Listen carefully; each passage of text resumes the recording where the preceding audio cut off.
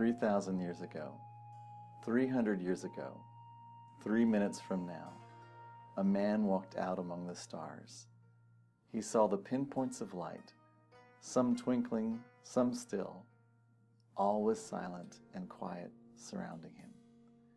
He asked a question, a very simple one that all of us have asked at some time in our life. Why am I here? Who am I really? What is my purpose? What am I supposed to do? As he asked, he felt a presence, closer and larger than any he'd ever encountered before. It was as if the entire universe acknowledged his quest. More than simple words in response, he felt a connection, as though he was being shown the answer in a language far greater and more expansive than mere sounds falling upon his ears, for his mind to translate into meaning. He began to notice each constellation presenting itself to him. Though they were far away, he felt close. No matter the distance, he could feel the connection between his outstretched hand and the light beams that radiated toward him. He could feel the warmth, the presence, the intelligence of each heavenly satellite as he recognized his awareness of each star and as they became aware of him.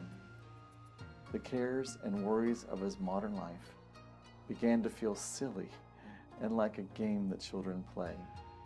He saw how he had been asking these same questions to those surrounding him on this earthly plane, as though fellow students in the playground could teach him about higher math. He saw that he should turn to the more enlightened for more enlightenment.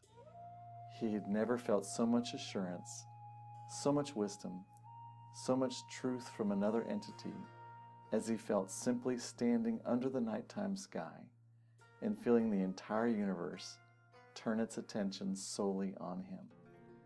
As he felt his pure connection with intelligence far beyond his own and yet part of him as well, he began for perhaps the first time to feel at home. He realized that this feeling of being included and a part of something indescribably huge and yet so easily encapsulated in his heart was what family really was all about.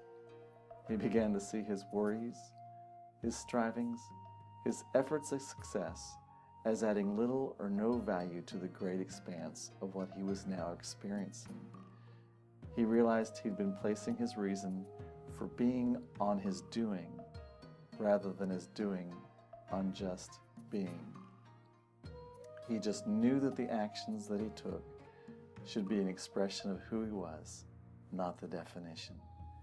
That all the trappings of this worldly plane were his to enjoy and delight in, and that the ease and flow of delivery of abundance happened not because of forcing it into reality.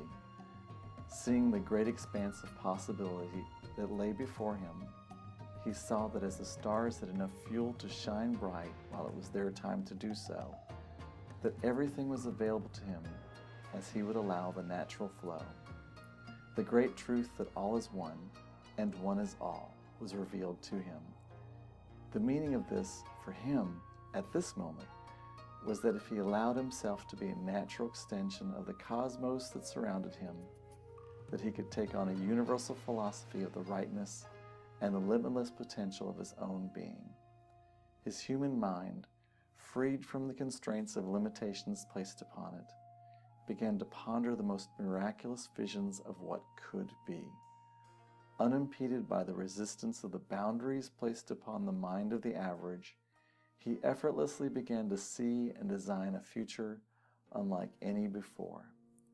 Though his expectations and beliefs were now different, he also realized that no matter what form his desires might take, everything was all right with the world and always will be.